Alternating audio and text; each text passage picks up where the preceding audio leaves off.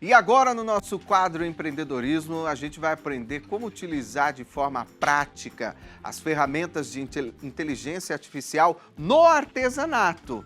Tem muita coisa, né, gente? Muita coisa acontecendo. E quem vem conversar com a gente sobre o tema é o consultor de negócios do Sebrae São Paulo, o Felipe Destre. Bem-vindo, Felipe! Como é que você tá? Nossa, eu tô curioso para essa nossa conversa. Legal. Fique à vontade aí, porque eu tenho acompanhado muito sobre inteligência artificial. Confesso para você que eu não estou dando conta de acompanhar, porque a cada dia surgem aplicativos, surgem tecnologias diferentes e cada a inteligência artificial especializada num ponto.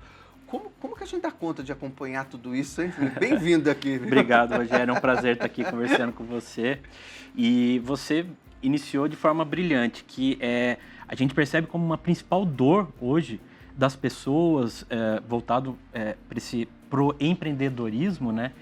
É realmente a quantidade de informação que a gente recebe. Então, quer dizer, a gente tem hoje aplicativos e ferramentas e sendo bombardeado, né, pelas redes sociais, pela internet, de uma forma que muitas vezes a principal dor, e a frase que eu mais ouço é: Felipe, cara, eu não sei por onde começar, cara, porque é muita informação. Tem um dado interessante que 93% dos brasileiros já estão utilizando, de alguma forma, a inteligência artificial. Mesmo que seja indiretamente, às vezes ela nem percebe, né? Por meio de outros aplicativos. Então, eu acho que é muito interessante a gente poder trazer um pouco de conhecimento básico e uma curadoria. Quer dizer, cara, tem um mundo de aplicativos, como é que eu escolho? Qual que é melhor para o meu negócio, né? Eu estou falando de artesanato, cara. Vamos começar pelo básico, vamos entender, porque isso aqui já pode facilitar muito a sua vida. E isso é um ponto importante, porque justamente toda essa tecnologia que está à nossa disposição, muitas das vezes de forma gratuita, está a favor do nosso trabalho, porque a gente sabe que artesão, e aqui a gente também pode falar com todos os empreendedores, né, principalmente micros empreendedores do nosso país, atuam de forma única, de forma sozinha, solitária no seu trabalho, no seu projeto, na sua empresa, e tem que atuar em todas as pontas, em todas as partes, então é uma demanda grande. E aí a inteligência artificial vem para justamente ajudar em algum ponto que você talvez não tenha conhecimento, não tenha domínio e que facilite o seu trabalho, né? O que você recomendaria de início, assim, para quem está começando e para quem está nessa fase? Legal. O ponto é o seguinte: geralmente o empreendedor, como eu sempre brinco, que ele está chutando, cabeceando, batendo pênalti, dando cartão, quer dizer... E tem que fazer o gol. E tem que fazer o gol. Então, assim, realmente a gente concorda com essa afirmação. E a inteligência artificial e as ferramentas, elas vêm exatamente para esse tipo de empreendedor que muitas vezes está sozinho, precisa tomar decisões sozinhas, ou precisa colocar a mão na massa, mas ao mesmo tempo precisa vender, ao mesmo tempo precisa atender, ao mesmo tempo precisa fazer o marketing, eu tenho um funcionário, preciso entender de gestão de pessoas. Então, eu colocaria, a gente pode trazer, por exemplo, a ferramenta que, em termos de complexidade, e trabalha com prompts, que é uma conversação, vamos dizer assim, que é o próprio ChatGPT. A gente já consegue, que é o mais conhecido hoje, né? É o mais conhecido, Rogério. A gente consegue trabalhar com ele de forma gratuita, né? Ele não exige um custo.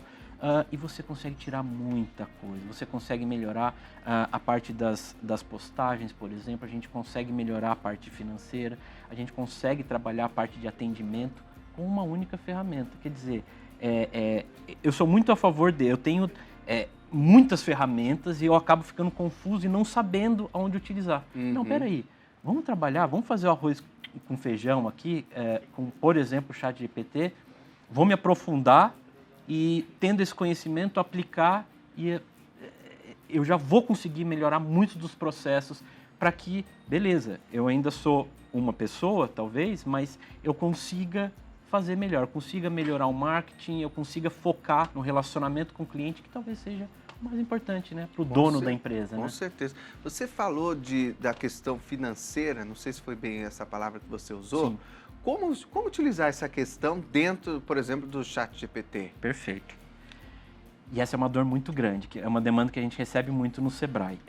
Hoje, você tem uma... Então, explicando do básico, né? O ChatGPT, ele é simplesmente uma ferramenta onde você entra, né? E você consegue conversar, uma linguagem natural que a gente chama, né? Certo. Então eu consigo explicar para ele, imputar informações, quer dizer, fala assim, olha, vou dar um exemplo, tá?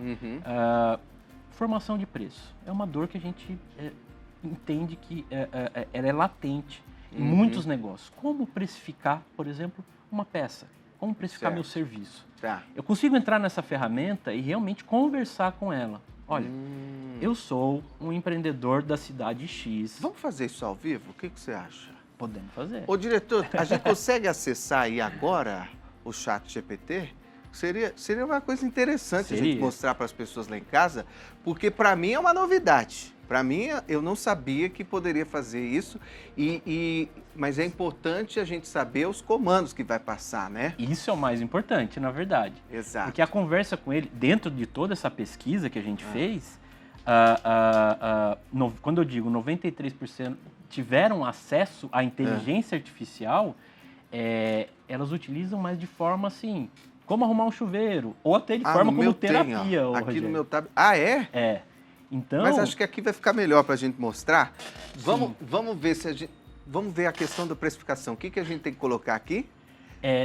Seria realmente iniciar uma conversa, né, com o ChatGPT, do tipo assim, explicar a sua situação. Então, você vai escrever nessa caixa de texto. Sou um artesão e produzo Sou um artesão aí... na cidade X, produzo uma peça... De crochê, vamos de ver. crochê. Peças de crochê. Ser. Isso. Peças de vestuário de crochê, né?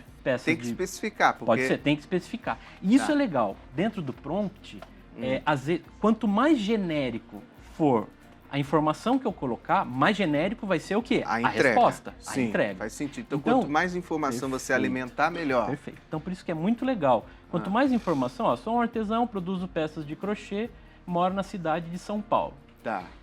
Ponto. Ou pode pôr o ponto. Tenho dúvidas na precificação.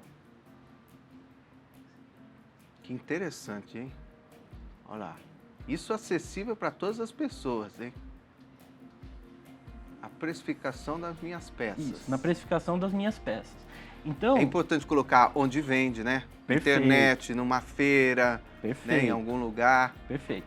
E, além de colocar aonde que vende, é interessante que a gente coloque, por exemplo, o público-alvo, certo? Sim, quem são as verdade. pessoas, né? Qual é o tipo de pessoa que vai comprar esse produto? Isso é uma informação importante. Então, o público-alvo são mulheres na faixa etária de 40 a mais. Perfeito. Pronto.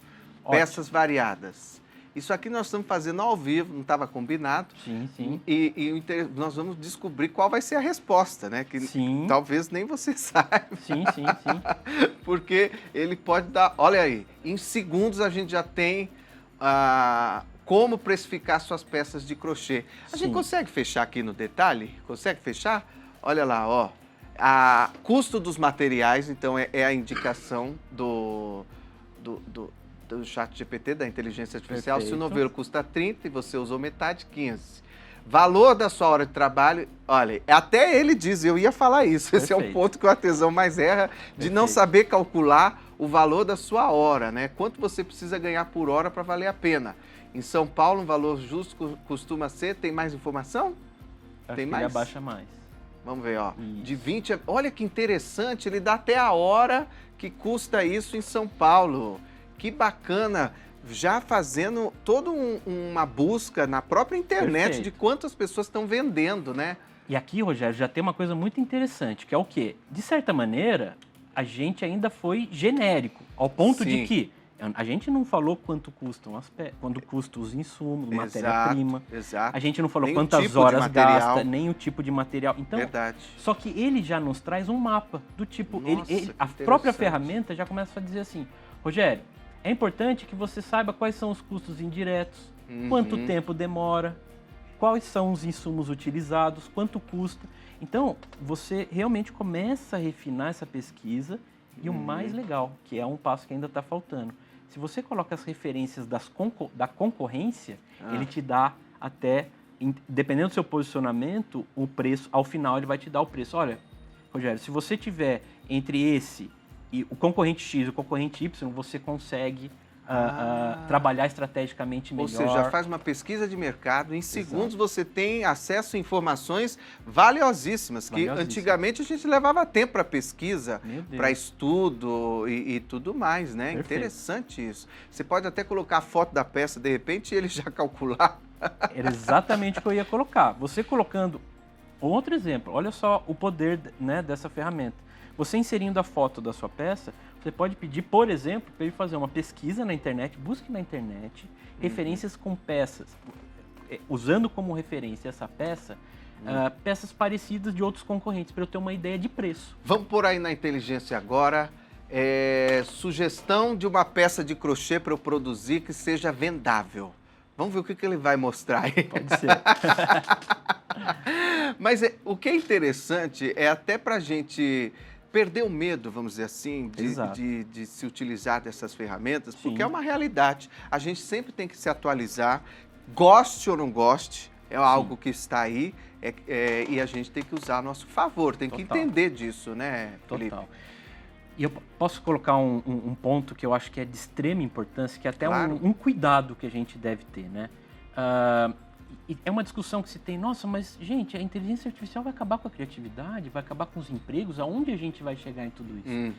Eu tenho uma linha de raciocínio que é a seguinte, essa ferramenta na mão das pessoas que entendem, por exemplo, que nem a gente está fazendo aqui, uma pessoa que entende que tem o seu negócio de artesanato, o que a ferramenta vai responder, essa pessoa ela vai entender aquilo e poder ter um senso crítico de se aquilo faz sentido ou não.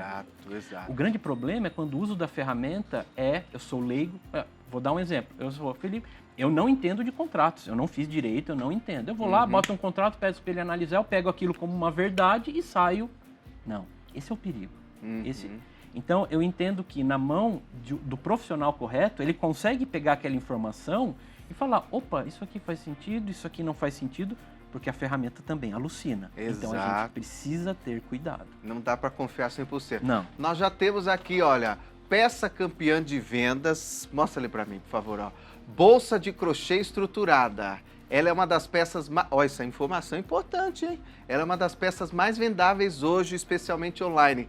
Porque a bolsa de crochê funciona muito bem, aí ele aparece, tem defesas, né? Isso que é legal, como deixar a bolsa mais vendável, cores que vendem muito, sobe mais um pouquinho, só para eu ver mais alguns elementos aí que ele está falando, ó, de cores e muitas outras informações.